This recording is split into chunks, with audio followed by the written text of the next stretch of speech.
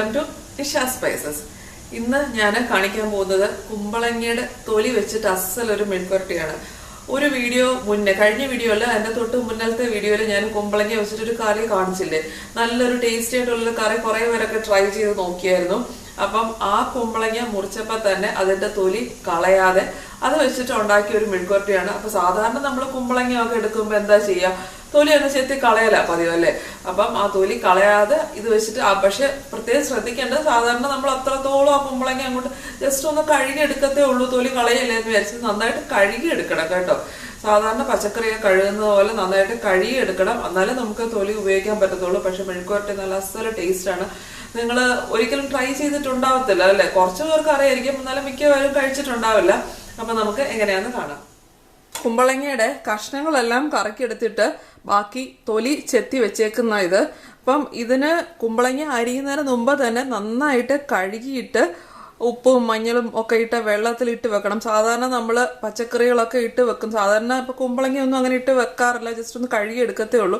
ഇപ്പം തൊലിയും കൂടെ ഉപയോഗിക്കുന്ന കാരണം അത് നല്ലപോലെ ഉപ്പും മഞ്ഞളും ഒക്കെ ഇട്ട് വെള്ളത്തിൽ ഇട്ട് വെച്ചിട്ട് തന്നെ ഉപയോഗിക്കണം, എന്നാലും നമുക്ക് ഈ തൊലി ഉപയോഗിക്കാൻ പറ്റും. കാരണം പുറത്തും ഒരുപാട് കിടന്നതല്ലേ, അതുകൊണ്ട് നന്നായിട്ട് കഴുകി എടുക്കണം ആദ്യം തന്നെ. അരിയാൻ തുടങ്ങുന്നതിന് മുന്നത്തെ കാര്യമാണ് പറഞ്ഞു കേട്ടോ.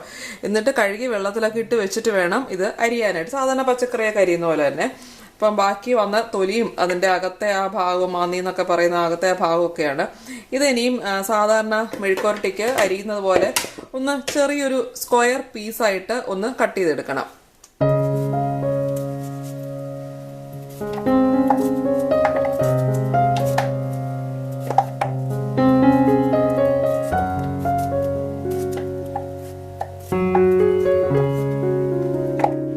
കുമ്പളങ്ങ ഞാനിങ്ങനെ സ്ക്വയർ പീസായിട്ട് കട്ട് ചെയ്ത് വെച്ചിട്ടുണ്ട്.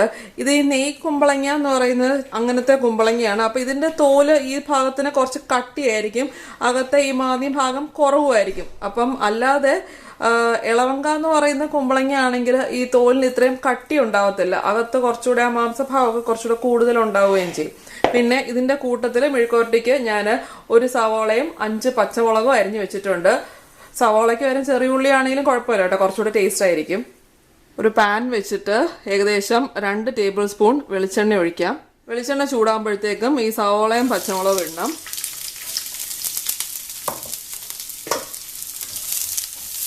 അതാദ്യം 1 മിനിറ്റ് ഒന്ന് വഴറ്റി കൊടുക്കാം. മീഡിയം ഫ്ലെയിമിലാണ് 1 മിനിറ്റ് ഒന്ന് വഴറ്റിയിട്ട് ഈ കുമ്പളങ്ങയുടെ തൊലി ഭാഗം കട്ട് ചെയ്ത് വെച്ചതും കൂടെ ചേർക്കാം. അത് വെള്ളം ഒഴിക്കേണ്ട കേട്ടോ, മെഴുക്കുവരട്ടിയല്ലേ, അപ്പം വെള്ളം ഒഴിക്കത്തില്ല. ഈ എണ്ണയ്ക്കകത്ത് തന്നെ ഒരു ലോ മീഡിയം ഫ്ലെയിമിൽ അടച്ചു വെച്ചാണ് വേവിക്കുന്നത്. ഒന്ന് ഇളക്കി കൊടുത്തിട്ട് മഞ്ഞൾപ്പൊടിയും കൂടെ ചേർക്കണം. എരിവെന്ന് പറയുന്ന പച്ചമുളകിൻ്റെ എരിവാണ് കേട്ടോ, അപ്പോൾ എരിവിന് ആവശ്യമായിട്ടുള്ള പച്ചമുളക് ചേർക്കണം.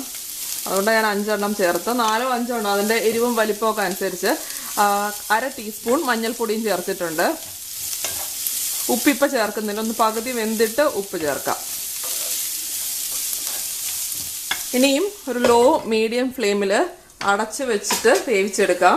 അപ്പം ഇടയ്ക്കിടയ്ക്ക് ഇളക്കി കൊടുക്കണം കേട്ടോ, കാരണം നമ്മൾ വെള്ളമൊന്നും ഒഴിച്ചിട്ടില്ല, ആ എണ്ണയിലാണ് അത് മുരിഞ്ഞ് വരേണ്ടത്. കുമ്പളങ്ങത്തോട് ലോ ഫ്ലെയിമിൽ അടച്ചു വെച്ചിട്ട് ഇപ്പോൾ ഒരു 10 മിനിറ്റ് കഴിഞ്ഞിട്ടുണ്ട്. തുറക്കുമ്പം അതിൻ്റെ ആ വരുന്ന സ്റ്റീം ആവിയില്ല, വെള്ളം അതിനകത്തോട്ട് തന്നെ ഇടണേ. പക്ഷെ വേറെ വെള്ളമൊന്നും ഒഴിക്കുന്നില്ല, അതുകൊണ്ടാണ് ഈ പറയുന്നത്. ഇനി ഉപ്പ് ചേർക്കാം, ഉപ്പ് ചേർത്തിട്ടില്ല. ഏകദേശം 1 ടീസ്പൂൺ ഉപ്പ് ചേർത്തു. ഇനിയും ഒന്ന് ഇളക്കി കൊടുക്കണം. ഇത് നന്നായിട്ട് വെന്തിട്ടുണ്ടെങ്കിൽ അത് ആ കുമ്പളങ്ങ അനുസരിച്ചിരിക്കും. നന്നായിട്ട് വെന്തിട്ടുണ്ടെങ്കിൽ ഇനിയും തുറന്ന് വെച്ചിട്ട് മുരിച്ചെടുക്കാം, അല്ലെങ്കിൽ വേകുന്നവരെ അടച്ചു വെച്ചിട്ട് അത് വെന്ത് കഴിഞ്ഞ് തുറന്ന് വെച്ച് ഒന്ന് മുരിച്ചെടുക്കണം. വേണമെങ്കിൽ ഇച്ചിരൂടെ എണ്ണയൊക്കെ ഒഴിക്കാവേ. ഇപ്പം ആവശ്യത്തിന് എണ്ണയുണ്ട്, ഞാൻ തൽക്കാലം ഏതായാലും ഒഴിക്കുന്നില്ല. ഒരെണ്ണം ഒന്ന് ഇത് വെച്ചിട്ടൊന്ന് മുറിച്ച് നോക്കാം. ഒന്ന് മുറിയുന്നുണ്ടെങ്കിൽ അത് വെന്തു, ഇനി അടയ്ക്കണ്ട. ഇല്ല, മുറിയാൻ കുറച്ച് പാടുണ്ട്, അപ്പോൾ കുറച്ച് നേരം കൂടെ അടച്ചു വെക്കണം, എന്നിട്ട് തുറന്ന് വെച്ച് മുരിച്ചെടുക്കണം. ഇപ്പം ആവശ്യത്തിന് വെന്തിട്ടുണ്ടാവും. ഇനിയും ഇച്ചിരൂടെ വെളിച്ചെണ്ണ ഒഴിച്ച് ഒന്ന് തുറന്ന് വെച്ചിട്ട് മൂപ്പിച്ചെടുത്താൽ മതി. വളരെ കുറച്ച് കേട്ടോ, ഒരു 1/2 ടേബിൾ സ്പൂൺ വെല്ലവും വേണമെങ്കിൽ എന്ന് പറയാം. കറിവേപ്പിലയും കൂടെ ചേർക്കാം. എന്നിട്ട് ഫ്ലെയിം ഇച്ചിരൂടെ കൂട്ടാം കേട്ടോ, ഒരു ലോയിൻ്റെയും മീഡിയത്തിനെ ഇടയ്ക്ക് വെക്കാം. ഇത്ര നേരം ലോ ഫ്ലെയിമിലാണ് വെച്ചിരുന്നത്, സിമ്മിലായിരുന്നു. ഇനി ഒരു മീഡിയം ഫ്ലെയിമിലോട്ടാക്കി തുറന്ന് വെച്ചിട്ട് ഇച്ചിരൂടെ ഒന്ന് മൊരിച്ചെടുക്കാം. ഇപ്പം നന്നായിട്ട് മുരിഞ്ഞ് വന്നിട്ടുണ്ട്. ഇത്രേ ഉള്ളൂ. ഇനി ഫ്ലെയിം ഓഫാക്കാം. കുമ്പളങ്ങയുടെ തൊലിയൊക്കെ സാധാരണ എല്ലാവരും കളയായിരിക്കും പതിവ് അല്ലേ? അപ്പം ഒരു പ്രാവശ്യം ഇങ്ങനെ ഒരു മെഴുക്കുവരട്ടി ഉണ്ടാക്കി നോക്കുക. ചോറും തൈരും ഈ മെഴുക്കുവരട്ടിയും കൂടെ നല്ല ടേസ്റ്റ് ആയിരിക്കും കേട്ടോ. അപ്പം ഇതെനിക്ക് പറഞ്ഞു തന്ന രമയാൻറ്റിക്ക് ഒരു വീണ്ടും വീണ്ടും ബിഗ് താങ്ക്സ്. ഞാൻ രമയാൻറ്റി എനിക്കിങ്ങനെ കുറേ റെസിപ്പീസൊക്കെ അയച്ചു തരുന്നുണ്ട് കേട്ടോ. ഞാൻ ഓരോന്നായിട്ട് ട്രൈ ചെയ്ത് ഇഷ്ടപ്പെട്ടിട്ട് ഞാനത് വീണ്ടും എന്തെങ്കിലുമൊക്കെ ചേഞ്ചസ് ഉണ്ടെങ്കിൽ, ചേഞ്ചസ് നല്ല ടേസ്റ്റാണ്, എന്നാലും ഞാൻ ചിലതിനൊക്കെ എന്തെങ്കിലുമൊക്കെ ചെറിയ ചേഞ്ചസ് വരുത്തി വീണ്ടും രണ്ടാമതും മൂന്നാമതും ഒക്കെ കുക്ക് ചെയ്താണ് ഷൂട്ട് ചെയ്യുന്നത്. അതാണ് രമയാൻറ്റി കുറച്ച് താമസം വരുന്നത് കേട്ടോ. രമയാൻറ്റി അയച്ചു തന്നിട്ട് കുറേ നാളായി. അപ്പം ഞാൻ 2-3 പ്രാവശ്യം അത് ഉണ്ടാക്കി നോക്കി എൻ്റെതായ രീതിയിൽ ശരിയായി കഴിഞ്ഞാണ് ഞാൻ വീഡിയോ എടുക്കുന്നത്. അപ്പം എല്ലാവരും ഒന്ന് ഉണ്ടാക്കി നോക്കി ഇഷ്ടപ്പെട്ടോ ഇല്ലെന്ന് പറയണം. അപ്പം ശരി, നമുക്ക് അടുത്ത പ്രാവശ്യം പുതിയ റെസിപ്പി ആയിട്ട് കാണാം. ബൈ.